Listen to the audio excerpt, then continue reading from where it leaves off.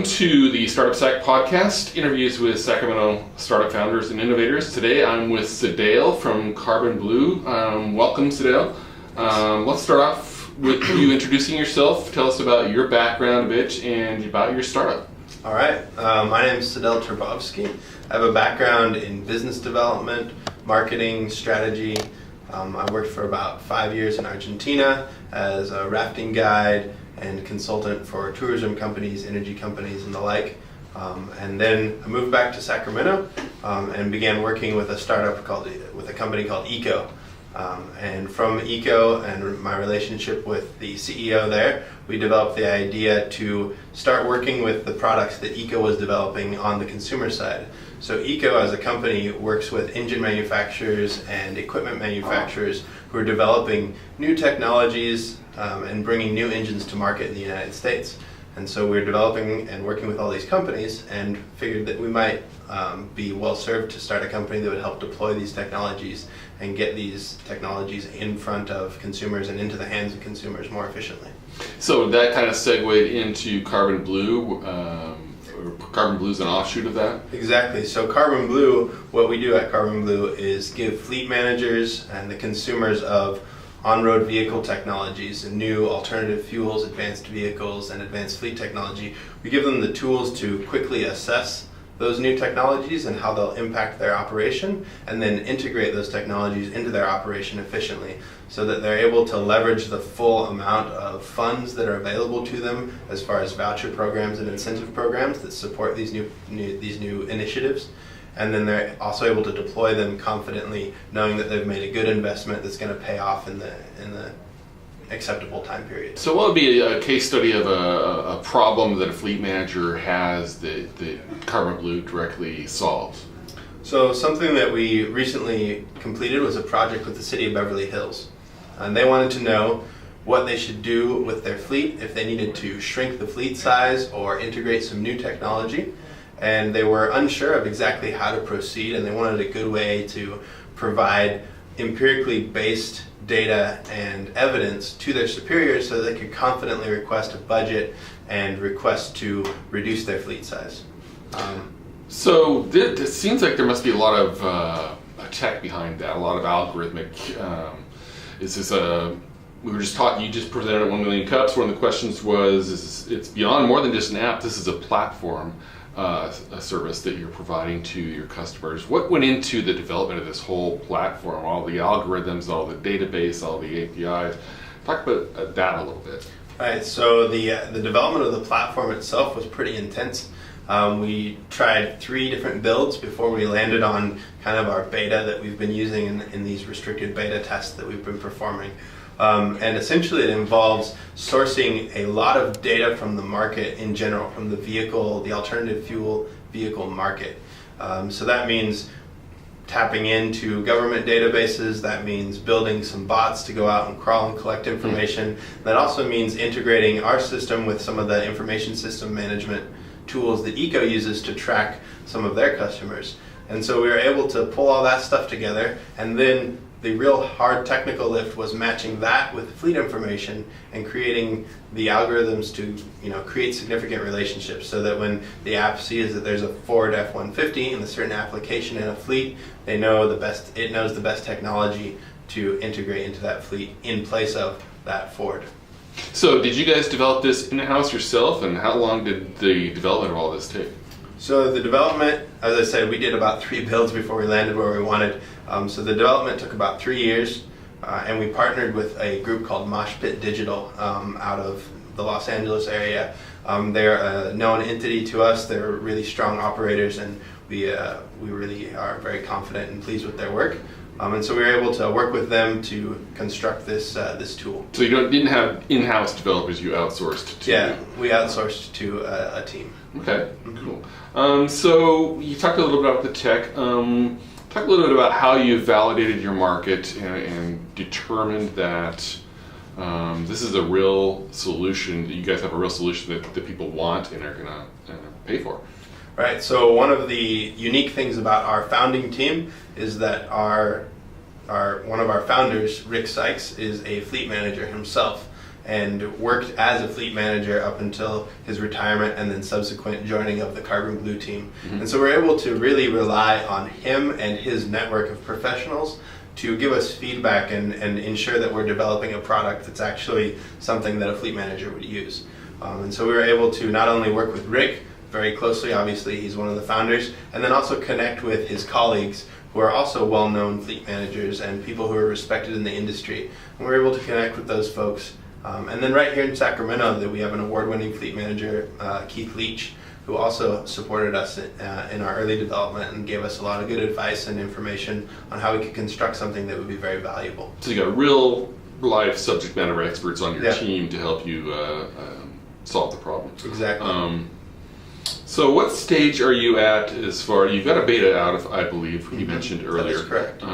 So let's talk, how's that going and how big is that? It's going great. So we actually have, I should say, we have a restricted beta going out, which means that we're working with a select group of fleets, not a wide open beta, but very select few people who are users who are being able to really dig into the platform and work with it and discover any deficiencies and inefficiencies. But it's going fantastic. We've had great results so far, and we have about 40 fleets scoped to participate, and we've had about 15 so far participate, and they've all given pretty good reviews, and definitely their feedback has been incorporated into what will be released as a wide beta. And so we're definitely in a stage of customer discovery, really working with customers, doing testing, and seeing what we can do to make this something that's going to perform really well out the gates. So how long is this closed beta going to last, and then what follows that? So we hope to have all changes, users onboarded, and through an initial use cycle of the platform before October of this year. We hope to have that closed up and all changes submitted back to our development team towards the end of October, and to begin the next stage of development around then. So most of this year is going to be all about the beta and getting input data from the beta testers and how that's going to affect your product. Exactly. Okay, yep. And then after that's done in October, then basically incorporating that kind of feedback into the next build cycle, right? Mm-hmm. Exactly. Okay. So what about generating revenue? Are you looking for funding? What kind of growth projections? That kind of thing. Yeah. So in our very restricted beta, we've been able to generate over $250,000 in sales just through both engaging in government contracting work and engaging with our users. And as we move forwards, we expect that market to increase significantly. We expect the revenue to increase significantly. We feel and we receive and field lots of questions about, hey, when is this ready? When am I actually going to be able to use this? We've gone and spoken at various industry conferences and spoken to a lot of industry groups, and they're very excited about what we're doing. So we anticipate some pretty quick growth once we launch the wide beta, and so we're looking forward to that. How dynamic is the fleet management space right now? It seems like with all kinds of clean tech initiatives and electronic vehicles and low carbon emissions, and then with autonomous vehicles coming on board in the next decade or so, how much is that going to impact your service? So it's really interesting. Fleet is a space that doesn't do well with change. Mm-hmm. They're very consistent in being traditional and sticking with what they know and what works. And that's really because they can't afford to just put something new on the street and have it, go haywire. It's too big of an expense. They lose money, they lose time, and it's just something that they can't risk. And so we see our platform as essential to allowing fleet managers to quickly assess all the new technologies that are moving into the space and be able to integrate those into their operations successfully. So you'll help them adapt to the changes that are coming. Yeah, and we feel that this platform is really, truly a critical asset for a fleet manager who's looking to adapt and really engage these solutions that are coming out and then use them in a way that's cost efficient and effective. Awesome. So talk about what are some of the biggest wins you've had so far. I mean, startups and can be kind of fraught with peril and can be tough. What are the big wins that you can point to? One of the biggest wins and validation for us was being able to engage with the California Energy Commission and receive grant funding to go into the Central Valley and provide our services to fleets there at a subsidized cost or at no cost to the fleets in that area.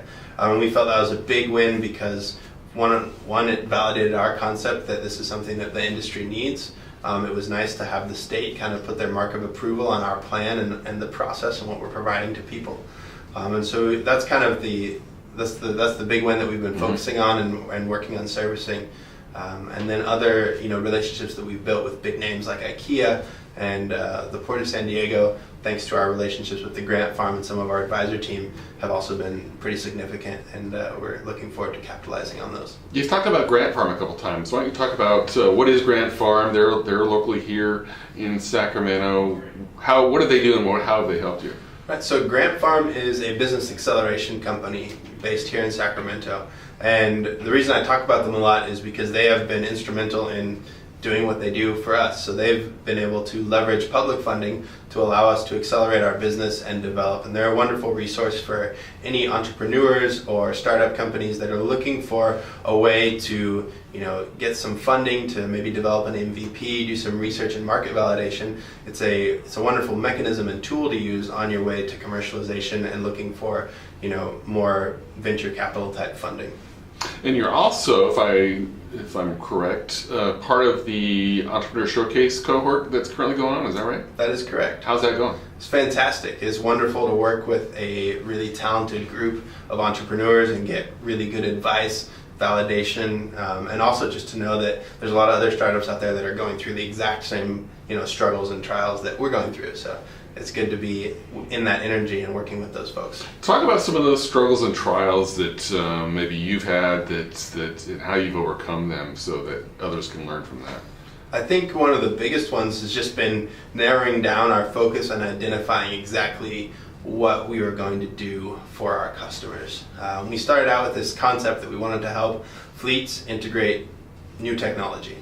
And so we had this whole menu of services that we were going to provide. And then as we worked with it and realized that some of them just weren't practical, or it just wasn't practical to try to sell all that stuff, we had to narrow down. And in the process of doing that, we shifted our entire platform that we were developing into this new type of platform that was able to give real quick answers and be able to deliver very specific paths of action to fleet managers. And so it was kind of a painful process of spending a lot of time in development and work and money to realize that our product needed to be this focused. So you needed to scale down the classic MVP. Exactly. So what would you have done differently now that you know that?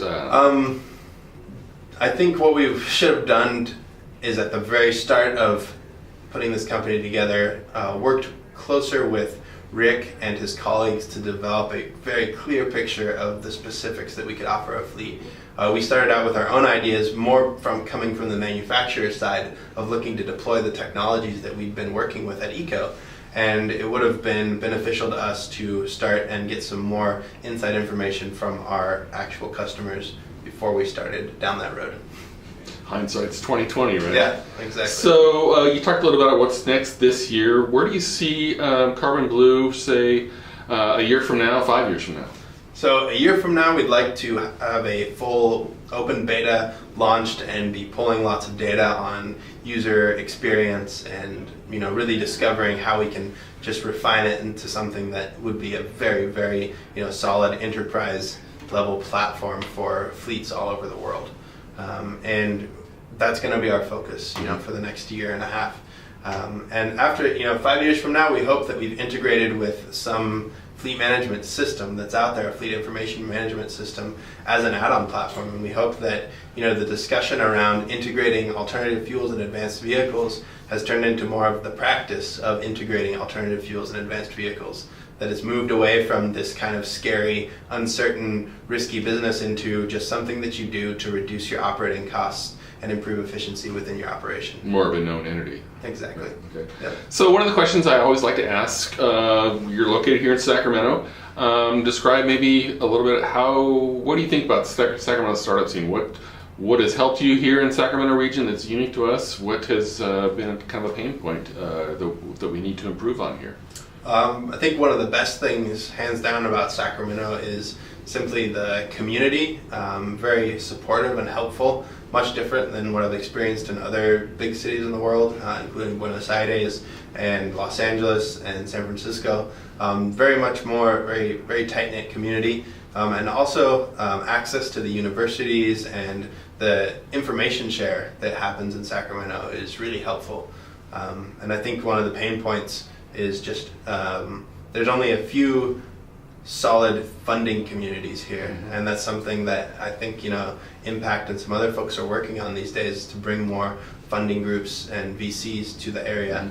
But honestly, at the end of the day, we can only pitch to so many people here, and then we have to go to the Bay Area. So yeah, that's pretty much the common one that we always hear about, the pain point here. So any last thoughts you'd like to share? Thank you for your time here, and feel free to share any other asks or any other insights with the community. Just a parting note. This space is just starting to blow up, and there's a lot that you can do around sustainability that doesn't involve vehicles, and that's something we're really committed to. Is even though we can't always preach sustainability to our clients, we like to preach it otherwise. And so look at ways that you can reduce consumption, reduce what you're doing, and if you have questions, we do fund in part with the Grant Farm, a nonprofit called the Center for Alternative Fuels. And there you can find all kinds of information on doing public transit projects, integrating alternative fuels, and just becoming more sustainable. So one last thought, how do people find you? What's your website, social media ID? Visit us, www.carbonblu.com. Search for CarbonBlu on Facebook, LinkedIn, Twitter. It's all the same. We're everywhere. Awesome. So come find us. Awesome. Great. Thank you for your time, and wish you the best of luck. All right. Thank you.